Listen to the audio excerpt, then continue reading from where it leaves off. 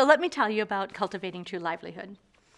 It is a library of 8 different courses covering the motivational, self-esteem, dealing with barriers, self-assessment, job search, interviewing, negotiating the job. It's an extremely comprehensive curriculum of tools, activities, assessments that can be used in a large variety of contexts: one-on-one counseling sessions, in a classroom, in a workshop, in an orientation, in a job search support group.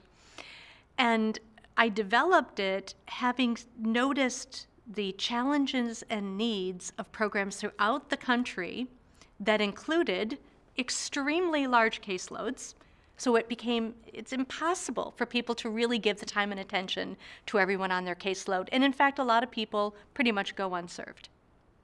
The fact that everyone was complaining that their job seekers weren't really motivated, that they didn't really have the job search know-how, they had low self-esteem, took very little responsibility for their own job search. And yet these same people, the people who were supposed to provide that service, had no resources, very little training in and around the vocational aspect, how to get people to work. Add all of that and the pressure to place. We want the numbers, we want we want everyone out in the workplace. So I'm thinking, now, if there's one thing we know job seekers have, it's time.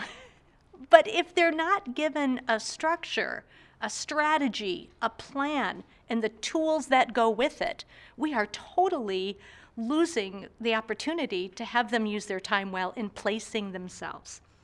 If I could give people tools where they could present them in groups, instead of, spending 8 hours telling 8 different people the same thing in 1 hour, why wouldn't I bring 8 people in the room and spend 1 hour? So if I can give them the resources to be able to put together classes, workshops, meetings, you also then have the power of the group support and the peer support. People, I feel like people hear things differently when they hear it in the company of other people who are in their situation.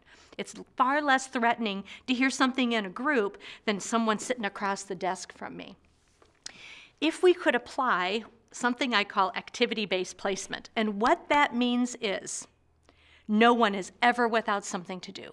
We keep people on assignment in a way that will naturally build hope, strengthen their courage, give them esteem, and actually take responsibility for the job search.